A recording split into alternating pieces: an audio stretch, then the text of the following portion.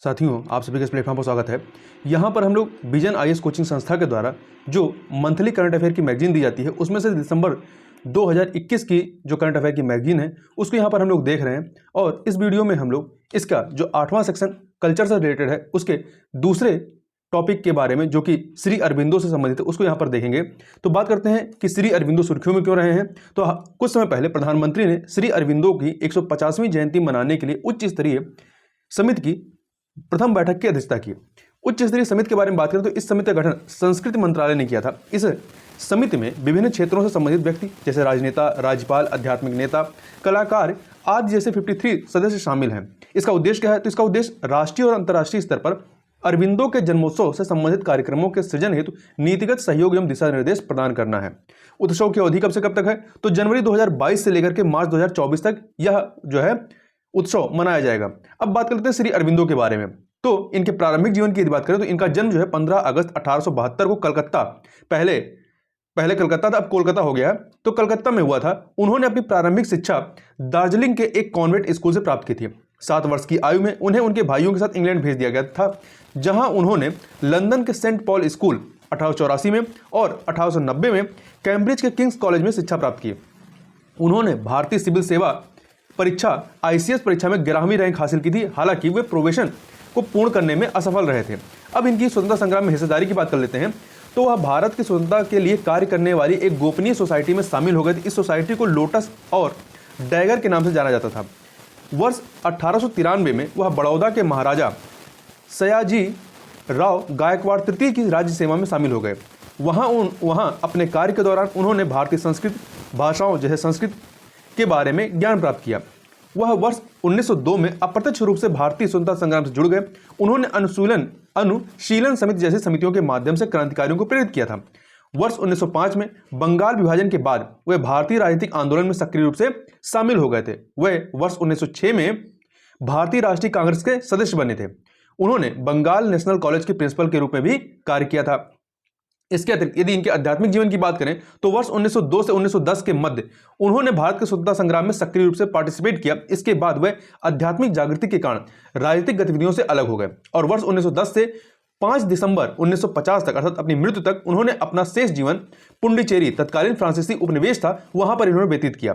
अब श्री अरबिंदो के योगदान की बात कर लेते हैं। तो वे एक देशभक्त, कवि, शिक्षाविद, दार्शनिक और योगी थे। उन्होंने अपने कार्यों के माध्यम से भारतीय स्वतंत्रता और इसके आध्यात्मिक जागरण में महत्वपूर्ण योगदान दिया था। जैसे यदि भारतीय राष्ट्रवाद की दिशा में बात करें तो देखिए वर्ष 1893-94 में इंदु प्रकाश में उनके द्वारा लिखे गए लेखों को न्यू लैम्प्स फॉर ओल्ड के शीर्षक से प्रकाशित किया गया था। इसमें उन्होंने कांग्रेस की अति उदारवादी राजनीति की आलोचना की थी। इसके अतिरिक्त उन्होंने वंदे मातरम, यह अंग्रेजी में प्रकाशित होने वाली दैनिक क्या कहते हैं अखबार थी। इसके अतिरिक्त कर्मयोगिनी जो कि अंग्रेजी समाचार पत्र था और धर्मा जो कि बंगाली साप्ताहिक रूप से प्रकाशित होने वाला समाचार पत्र था, इसकी शुरुआत की थी इन्होंने। तो ध्यान रखिएगा, वंदे भारत, कर्मयोगिनी और धर्मा, और इनकी भाषा भी याद रखिएगा।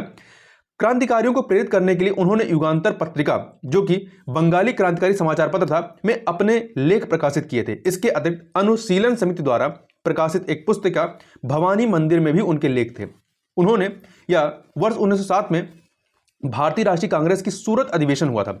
इस अधिवेशन को सूरत विभाजन के लिए भी जाना जाता है। इस दौरान वे नरमपंथियों के विरुद्ध बाल गंगाधर तिलक के नेतृत्व वाले गर्मपंथी समूह में शामिल हो गए थे।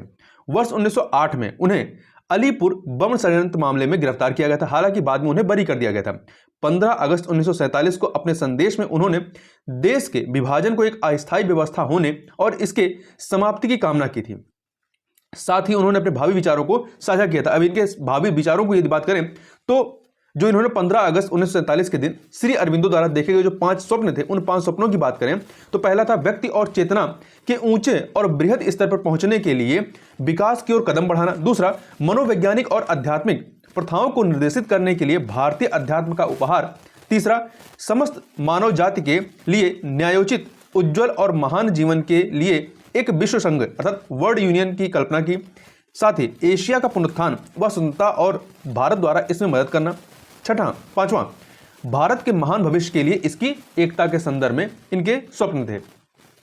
आगे चलते हैं, आध्यात्मिक दर्शन की ओर जो इनका झुकाव था उसके बारे में बात करें तो वह सत्य, चित्त, आनंद और योग के दर्शन से प्रेरित थे। उन्होंने आंतरिक ज्ञान या मानव के वास्तविक स्वभाव के माध्यम से मानवता के आध्यात्मिक विकास पर ध्यान केंद्रित किया था। उनके योगदान को निम्नलिखित के माध्यम से देखा जा सकता है, जैसे द लाइफ डिवाइन, ये 1939 में इनके द्वारा रचित थी। इसमें मनुष्य के बौद्धिक से अति चैतन्य प्राणी के रूप में परिवर्तित होने पर बल दिया गया है। वहीं आर्य या एक दार्शनिक मासिक पत्रिका थी 1914 की, कविताओं, पत्रों और निबंधों के रूप में संकलित अन्य कृतियों जैसे कि एसेज ऑन गीता 1922 की, कलेक्टेड पोएम्स एंड प्लेज 1942 की, the synthesis of yoga 1948, the human cycle 1949, the ideal of human unity 1949, Savitri a legend and a symbol 1950 आदि इनकी कुछ रचनाएं थी। इसके अतिरिक्त वर्ष 1926 में उन्होंने मीरा अल्फांसा के साथ श्री अरविंदो आश्रम की स्थापना की थी। मीरा अल्फांसा ने ऑरोविले अर्थात भोर के शहर की स्थापना की थी। यह एक शांतिपूर्ण, प्रगतिशील और सामंजस्यपूर्ण अस्तित्व के लिए निर्मित एक सार्वभौमिक शहर था। तो ये कुछ बातें थी श्री अरविंदो के बारे में, जिनके बारे में हमें पता होना चाहिए, जिनसे परीक्षा में प्रश्न बन सकते हैं। तो इस वीडियो में बस इतना ही, मिलते हैं नेक्स्ट वीडियो में, तब तक के लिए बहुत बहुत धन्यवाद।